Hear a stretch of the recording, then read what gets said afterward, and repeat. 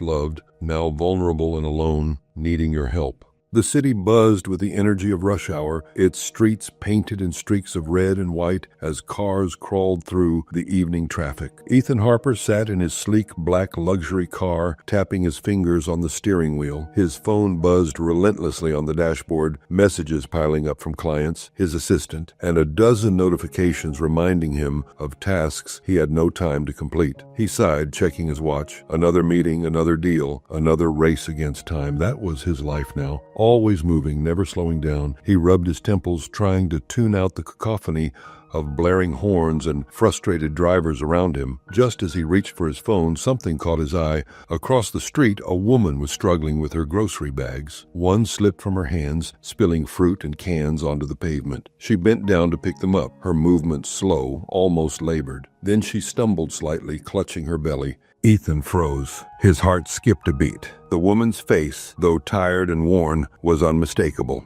Lila. The air seemed to shift around him, the noise of the city fading into a low hum. It had been months since he'd last seen her. She looked different now, her once vibrant energy dimmed, her figure softened by her pregnancy. But it was her, Lila Morgan, the woman he had once promised the world to, now standing alone on a crowded street, struggling to pick up scattered groceries. Ethan Harper had built a life that many would envy. A self-made millionaire with an empire that stretched across industries. People admired his determination, his grit, and his unrelenting drive. He was the man who always won, the man who never stopped moving. But behind the carefully curated image of success, there was a silence that clung to him like a shadow. He was good at what he did. No one could deny that. He had a knack for knowing exactly what people wanted, exactly what to say to tip the scales in his favor. Meetings with him were legendary. Some people even whispered about his sixth sense for business. But no one saw what came after. The quiet drives home to an empty mansion. The cold dinners eaten alone at a table too large for one person. At night, when the city settled and his phone finally stopped buzzing, he would sometimes wander through his massive house, the echo of his footsteps a stark reminder of just how big and empty it really was. The rooms were filled with the best money could buy, artwork, furniture, gadgets, but there was something hollow about it all. He'd built his empire, yes, but somewhere along the way, he'd lost something he couldn't quite put his finger on. Or maybe he just didn't want to admit what it was. Sometimes when he allowed himself to sit in the stillness for too long, his mind would drift back to a time when life wasn't so cold, when the house wasn't silent, when he wasn't alone. He'd see her face, clear as day, like a photograph burned into his memory.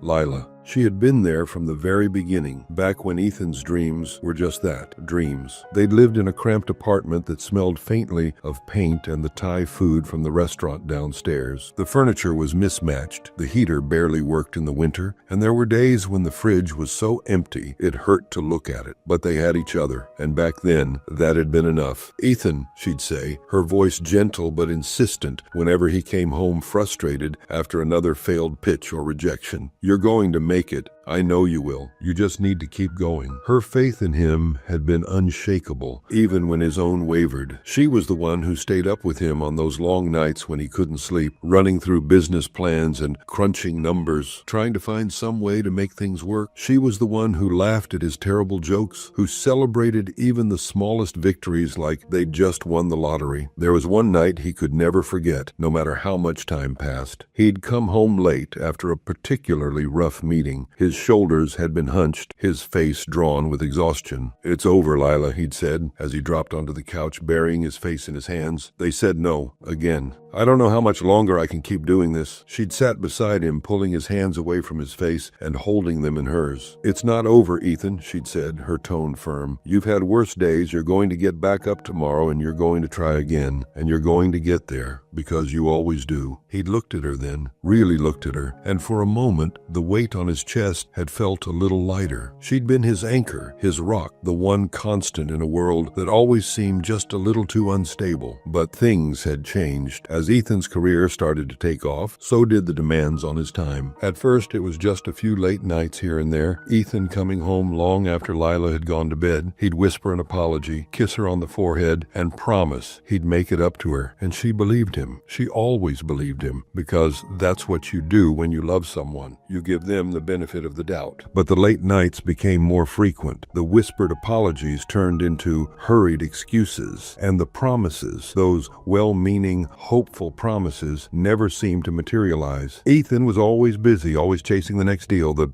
next big opportunity. And Lila, for all her patience and understanding, began to feel like she was slipping further and further out of focus. She never said it out loud, but the loneliness started to creep in. It would hit her in the quiet moments, the evenings when she'd set the table for two, only to eat alone because Ethan had called to say he'd be late. The mornings when she'd wake up to find the other side of the bed cold, Ethan already gone to some early meeting or flight. And then there were the weekends, the ones that used to be theirs, slowly swallowed up by networking events and endless phone calls. Lila tried to adjust. She told herself it was temporary, that this was just the price of building a life together, but there were nights when she'd lie awake, staring at the ceiling, wondering when temporary would end. And then there were the other nights, the ones when she'd feel the tightness in her chest, the weight pressing down on her, making it hard to breathe. She didn't know what to call it back then, but it was always there, lingering just beneath the surface. She didn't want to resent Ethan. She knew how hard he was working, how much he wanted to succeed, not just for himself, but for both of them. She wanted to be supportive the way she'd always been, so she put on a brave face, swallowing her own worries to make room for his dreams. But there were moments, brief and fleeting, when she'd catch her reflection in the mirror and wonder who she was becoming. The woman staring back at her looked tired, worn down, like someone she didn't quite recognize. It didn't help that Ethan's world felt so far removed from hers. As his career took off, so did his social circle, colleagues, clients, and business partners who seemed to glide effortlessly through high-powered cocktail parties and exclusive dinners. Lila would stand at his side, smiling politely and making small talk, but she never felt like she belonged. These were Ethan's people, not hers. She could feel it in the way they spoke to her, their questions polite but surface level, as though she were an accessory rather than a partner. One night, after yet another event where she'd spent more time talking to waitstaff than the guests, she confronted him. "Ethan," she said as they got home, "do you ever feel like we're living in different worlds?" He looked at her, startled by the question. "What do you mean?" he asked, loosening his tie as he walked toward the kitchen. She followed him, hesitating for a moment before speaking again.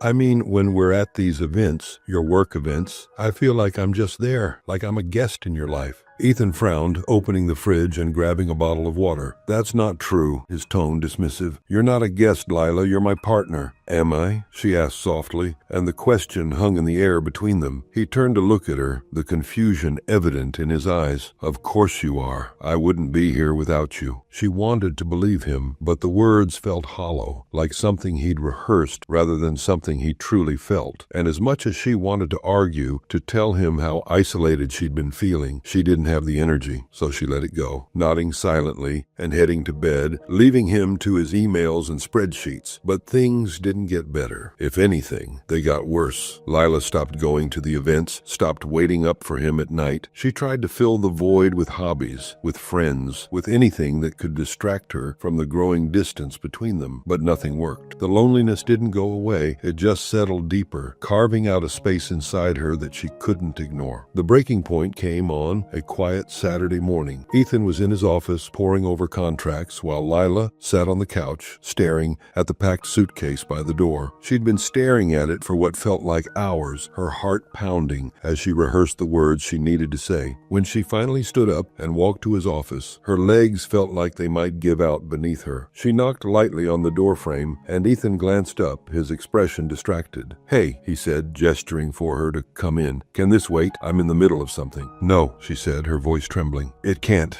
He frowned, setting down his pen and giving her his full attention for the first time in what felt like weeks. "What's going on?" She took a deep breath, her hands clenched into fists at her sides. "I can't do this anymore, Ethan." His eyes widened, the words hitting him like a slap. "What do you mean, can't do what?" "This," she said, gesturing vaguely at the room, at him, at everything. I can't keep living like this. I feel like I'm disappearing, like I'm just here waiting for you to notice me, and I can't do it anymore. Lila, he started, but she shook her head, cutting him off. I love you, she said, her voice breaking. I always have, but I can't keep sacrificing myself for something that doesn't even feel like it's ours anymore. You're building this incredible life, Ethan, but I don't see myself in it. He stood up, reaching for her, but she stepped back. Wait, he said, his voice desperate now. We can fix this. I'll do better.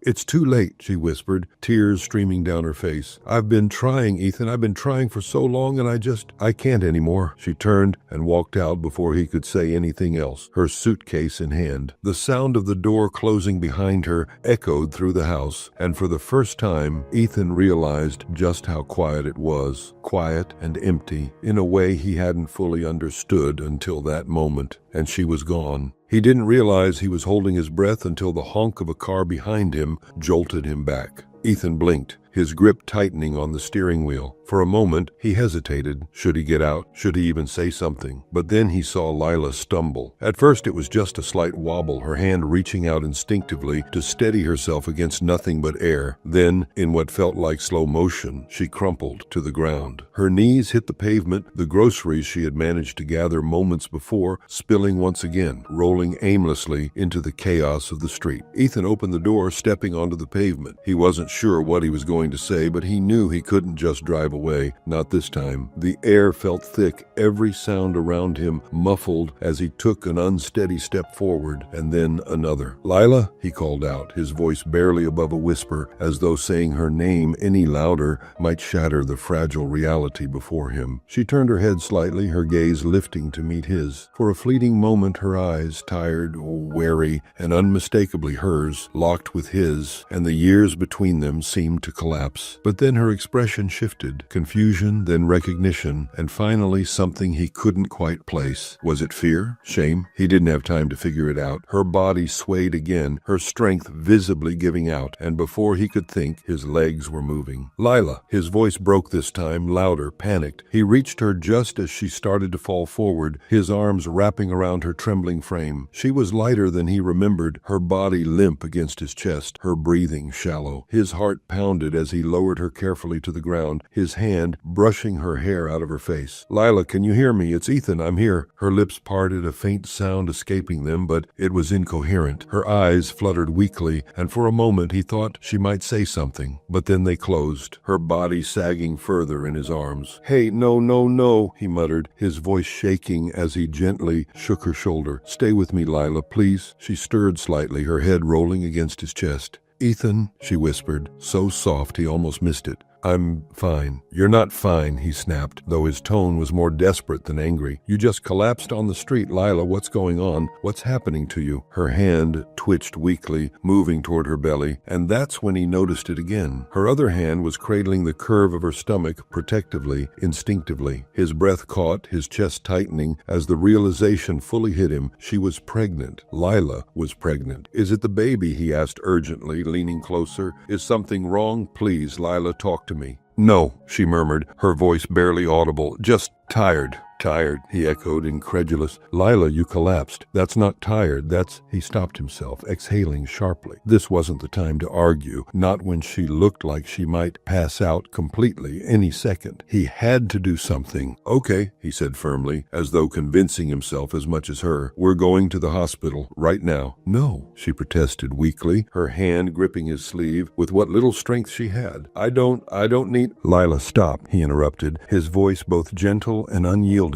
You can tell me whatever you want later, but right now, you don't get a say. We're going. Her lips moved as if to argue, but no sound came out. Instead, her hand slipped from his sleeve, falling limply to her side. Ethan didn't wait for another protest. He scooped her up carefully, his arms cradling her against him as he stood. She felt so small, so fragile, and it made something inside him twist painfully. Hold on, okay? He said, his voice softer now. Just hold on. He moved quickly, weaving through the flow of pedestrians pedestrians who barely gave them a second glance. The honking of cars faded into the background as his focus zeroed in on the only thing that mattered, getting her to safety. When he reached his car, he managed to open the passenger door with one hand, gently easing her into the seat. He adjusted her carefully, making sure she was as comfortable as she could be before closing the door and jogging around to the driver's side. As he slid into the seat and started the engine, he stole a quick glance at her. Her eyes were closed, her hands still resting on her belly. She looked so vulnerable, so unlike the Lila he had known, the woman who had once stood beside him with quiet strength and unwavering determination, now looked like she was barely holding herself together. Ethan clenched the steering wheel, his knuckles white as he merged into traffic. The drive to the hospital felt endless, each red light stretching into eternity. His mind raced with questions, a relentless storm of worry and guilt. What had happened to her? How had she ended up like this? And why hadn't he known? Why hadn't she told him? He glanced at her again, his chest tightening as he watched her breathe, each rise and fall of her chest, both a reassurance and a reminder of how fragile she seemed. "Just hang on," he muttered under his breath, though he wasn't sure if he was talking to her or himself. When they finally pulled into the hospital, Ethan parked haphazardly near the entrance, not caring about the stares he received as he jumped out of the car. He opened her door and leaned in, his hand brushing her cheek. "Lila, we're here," he said gently. "Can you hear me?" Without hesitation, he lifted her out of the car, cradling her close as he carried her through the hospital doors. The cool air inside hit him like a wave, but he barely noticed. Nurses turned to look at him, their expressions shifting to concern as they took in the sight of the pale, unconscious woman in his arms. "She collapsed," Ethan said, his voice sharp with urgency. "She's pregnant. Please, help her." The nurses sprang into action, guiding him toward a wheelchair. "Set her down here," one of them instructed. "We'll take her from here." Ethan hesitated for a moment, reluctant to let go, but then nodded and gently lowered Lila into the chair. She stirred slightly, her head lolling to the side as the nurses began to wheel her away.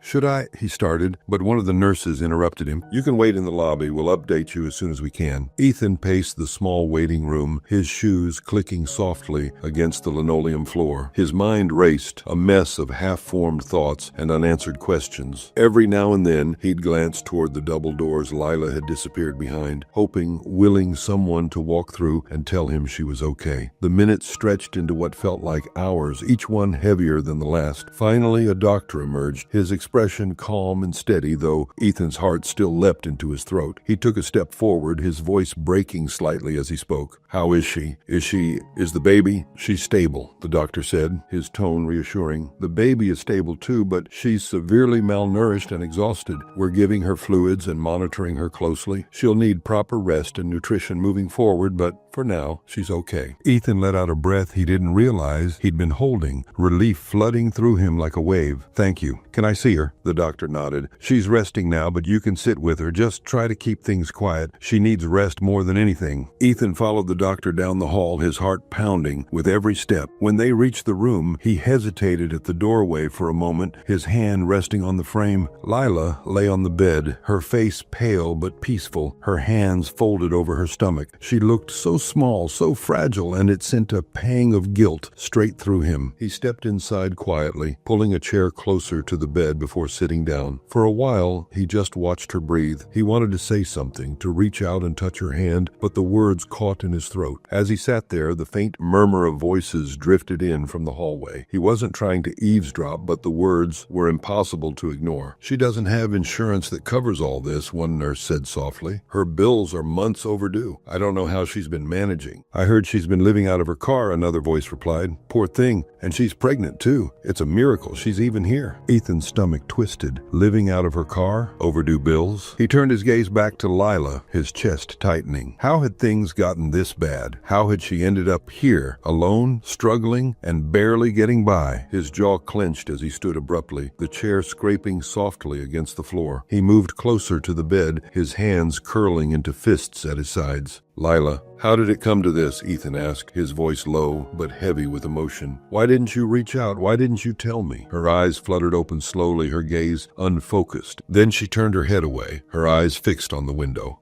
Because I couldn't, she said quietly. Not to you. Not to me, he repeated, stepping closer. Lila, you're living out of your car. You're pregnant, for God's sake. Why didn't you say something? Her hand tightened slightly over her stomach, and she let out a shaky breath. Because I didn't think you'd care, Ethan. Her voice tinged with something he couldn't quite place. Not after everything. Her words hit him harder than he expected. Lila, his voice thick with guilt. You know that's not true. Do I? She asked, turning her head back to face him. Her eyes were tired, her expression unreadable. You barely noticed me back then, Ethan. Why would this be any different? He opened his mouth to argue, but the words wouldn't come. She wasn't wrong. He had failed her once, and the weight of that failure pressed down on him now, heavier than ever. Lila sighed, her gaze drifting to the ceiling. It wasn't supposed to be like this, she said quietly. After I left, I thought I could rebuild. I thought I could make a new life for myself. What happened? He asked gently, leaning forward. She was quiet for a long moment before she spoke again. I lent my savings to my cousin Mia. She was supposed to pay me back, but then she lost her job, and then my job downsized, and I couldn't keep up with rent. I tried to make it work, but she trailed off, shaking her head. One thing after another. Eventually, I couldn't afford the apartment anymore. I ended up in my car. It broke down a few weeks ago. Ethan stared at her, his chest tightening with every word. Why didn't you call me? He asked again, his voice quieter this time. Because I didn't want to, she said simply, her eyes meeting his. I didn't want you to see me like this. Lila, but she shook her head, cutting him off.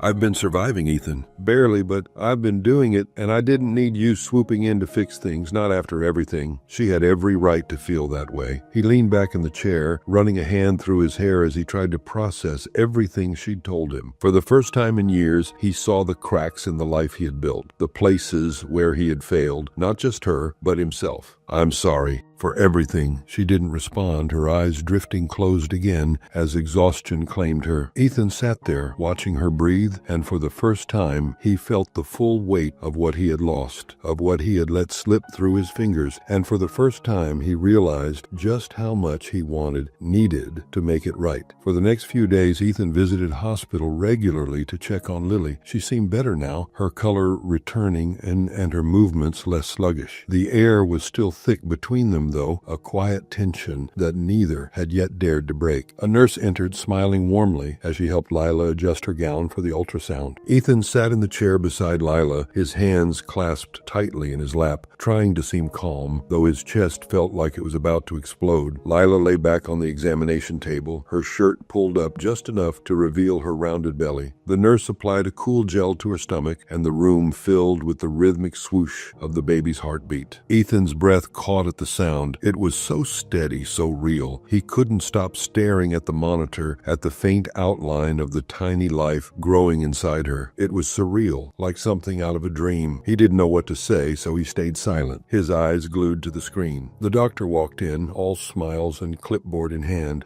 Ah, there's the little one, he said cheerfully, glancing at the monitor. Looking healthy and right on track. Congratulations, Dad. Ethan blinked, his heart stopping for a split second. What? The word came out sharper than he intended, cutting through the soft rhythm of the room. His head whipped toward Lila, his eyes wide. What did he just say? The doctor, oblivious to the sudden tension, chuckled lightly. I said congratulations. You've got a healthy baby in there. Ethan turned back to Lila, his mind spinning. She wasn't looking at him. Her gaze was fixed firmly on the ceiling, her lips pressed into a tight line. Her silence was deafening, and in that moment, he knew. Lila, is the baby mine? Still, she said nothing, but her eyes flickered, a brief involuntary movement that confirmed everything. Ethan felt like the ground had shifted beneath him. The air in the room seemed thinner, harder to breathe, his hands gripping the armrests as he tried to process what he'd just learned. Why didn't you tell me? His voice low, barely controlled. He didn't know if he was more hurt or angry, maybe both. Why didn't you think I had a right to know? Lila turned her head slightly, her expression guarded. Because it wouldn't have mattered. You barely noticed me back then, Ethan. Why would this be any different? He flinched at her words like they'd hit a nerve he didn't even know he had. That's not fair, he said, shaking his head. You know that's not fair, isn't it? She shot back, her voice sharper now. She sat up slightly, wincing as she adjusted her position. You weren't there, Ethan. You weren't there when I needed you. When we were supposed to be building a life together, you were always too busy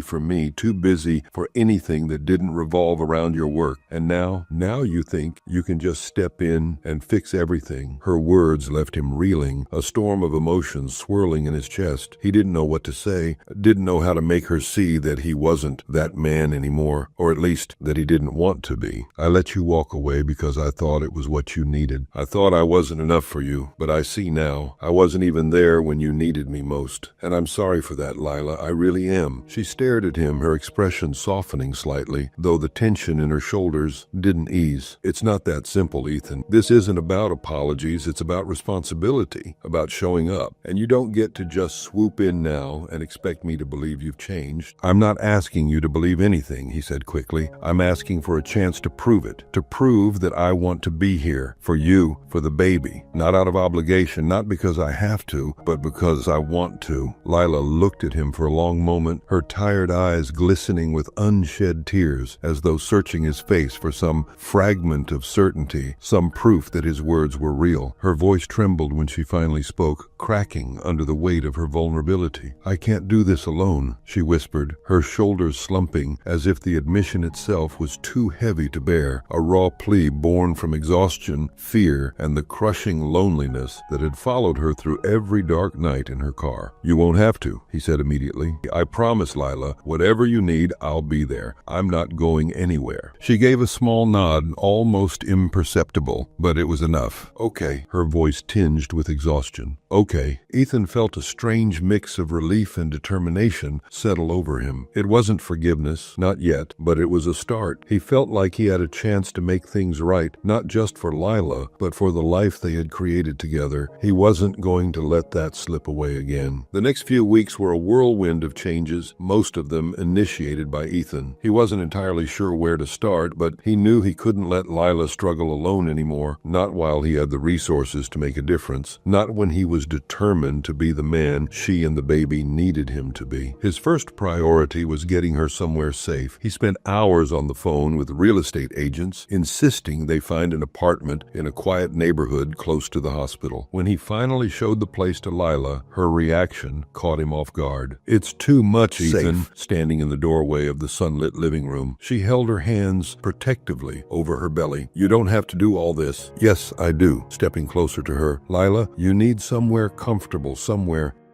This isn't me trying to fix everything overnight. It's just me trying to make things a little easier for you, for both of you." Her gaze lingered on him for a moment, and he could see the hesitation in her eyes. Finally, she nodded. "Okay," she said, almost reluctantly. "Thank you." But Ethan didn't stop there. He covered her medical bills without a second thought, ensuring she wouldn't have to worry about the mounting expenses that had been hanging over her. And while the big gestures mattered, it was the smaller ones that began to make a difference.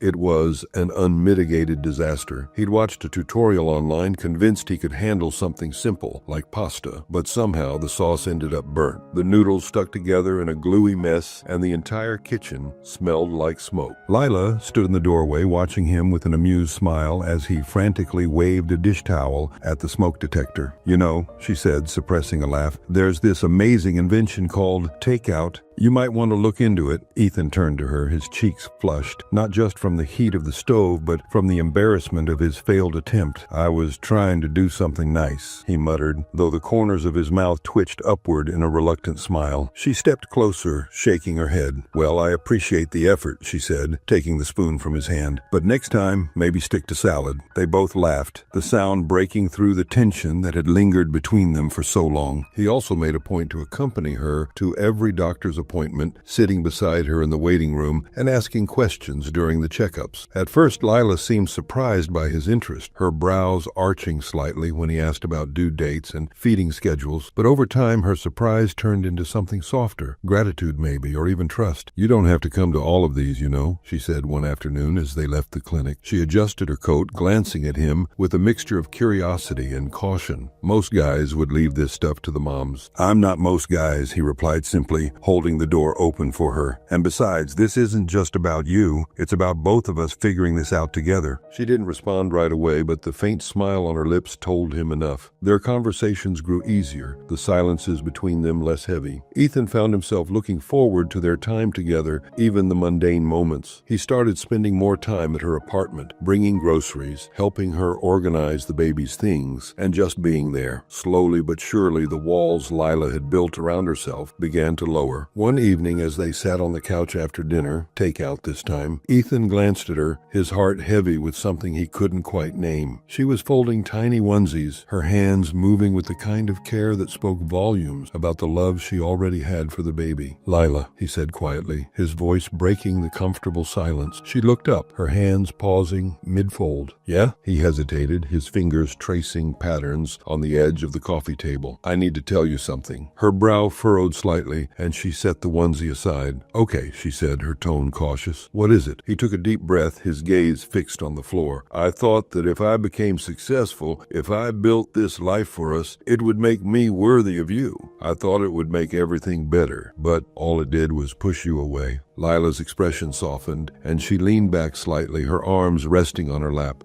"Ethan," she began, her voice trembling slightly, "I never needed you to be perfect. I never needed the big house or the fancy job or any of that." She blinked, and he realized her eyes were glistening with tears. "I just needed you to try," she said, her voice breaking. "That's all I ever wanted." His chest tightened, the weight of her words settling over him like a blanket. "I'm trying now," he said, his voice barely above a whisper. "I know it's late, too late maybe, but I'm here, and I'm not going anywhere." She looked at him for a long moment, the silence stretching between them, and then, slowly, she nodded. "I know," she said softly. It wasn't forgiveness, not entirely, but it was enough. For the first time in years, Ethan felt like he was finally where he was meant to be, and that maybe, just maybe, they could find a way forward together. The call came in the middle of the night. Ethan had just drifted off to sleep when his phone buzzed on the nightstand, the sound sharp and insistent in the quiet. Groggy, he reached for it, squinting at the screen. Lila's name flashed, and his heart stopped for a second before racing into overdrive. "Lila?" he answered, his voice tight with worry. "It's time," she said, her words rushed and shaky. "I think it's happening. Ethan, I'm scared." "Don't move," he said, already out of bed and pulling on his shoes. "I'm on my way. Just breathe, okay? I'll be there in 10 minutes. The drive to her apartment felt like the longest 10 minutes of his life. Every red light, every slow car ahead of him made his chest tighten with frustration. By the time he reached her building, his hands were trembling on the steering wheel. He found her sitting on the couch, her face pale and glistening with sweat, one hand gripping her belly, the other clutching the armrest. "Ethan," she said through a sharp exhale as he rushed toward her. I think it's too soon." "It's okay," he said, crouching beside her and taking her free hand in his. "We'll get through this. Come on, let's get you to the hospital." He helped her to her feet, moving carefully but quickly. She winced with every step, gripping his arm tightly as they made their way to the car. He settled her into the passenger seat, his hand lingering on her shoulder for a moment. "We've got this," he said, though his heart was pounding in his chest. The hospital was a blur of rushed movements and hushed voices. Nurses and doctors guided them through hallways and into a delivery room, their instructions calm but urgent. Ethan stayed by Lila's side, holding her hand as she gritted her teeth through each contraction. Her grip was like a vice, and he didn't care that it felt like she might break his fingers. "You're doing so good," he whispered, brushing a damp strand of hair from her face. "Just a little longer." She shot him a glare between breaths. "Don't say just a little longer, unless you're the one doing this." Ethan couldn't help but chuckle, though his voice was tight with emotion. "Fair point," he said, "but you're still amazing." Hours passed in a haze of tension and exhaustion, the minutes dragging and blurring together, and then, finally, the sound that shattered the stillness, the first sharp, piercing cry of their daughter. Ethan's breath caught as the nurse placed the tiny, wriggling bundle into Lila's arms. Lila's expression softened instantly, her exhaustion melting away as she gazed down at the baby. Ethan stared, his chest tightening as a wave of emotion crashed over him. He hadn't expected to feel so much all at once: joy, awe, a deep, overwhelming love that made his throat tighten and his eyes sting. "She's perfect," Lila whispered, tears spilling down her cheeks as she gently touched the baby's tiny hand. Ethan leaned closer, his own tears threatening to fall. "Yeah, she really is." In that moment, everything else faded. The regrets, the mistakes, the years of distance. All that mattered was Ethan the threw tiny himself life into they had fatherhood. brought into the world and the unspoken promise to do better, to be better for her. The days that followed were a whirlwind of sleepless nights and steep learning curves. With the same determination he'd once reserved for boardroom deals, he read every parenting book he could get his hands on, asked the nurses a million questions, and watched endless tutorials on how to care for a newborn. The first time he tried to swaddle the baby, it was a disaster. The blanket ended up bunched awkwardly, and the baby wriggled free almost instantly. "How do they make this look so easy in the videos?" he muttered, his brow furrowed as he tried again. Lila, sitting nearby with a cup of tea, burst out laughing. "You're overthinking it," she said, setting her mug down. "Here, let me show you." She guided his hands, showing him how to tuck the blanket just right. When the baby was finally swaddled snugly, Ethan grinned triumphantly. "Look at that," he said, glancing at Lila. "We make a good team." "Don't get cocky," she teased, though there was a warmth in her smile that hadn't been there in a long time. They found their rhythm slowly, navigating the chaos of new parenthood together. There were sleepless nights filled with late-night feedings and diaper changes, quiet mornings where they traded yawns and laughter over cold coffee, and afternoons spent watching their daughter sleep peacefully in her bassinet. One night, as Ethan rocked the baby back to sleep after a particularly fussy stretch, Lila appeared in the doorway. She leaned against the frame, her arms crossed and a soft smile on her face. "You're good at this," she said quietly. Ethan looked up, surprised.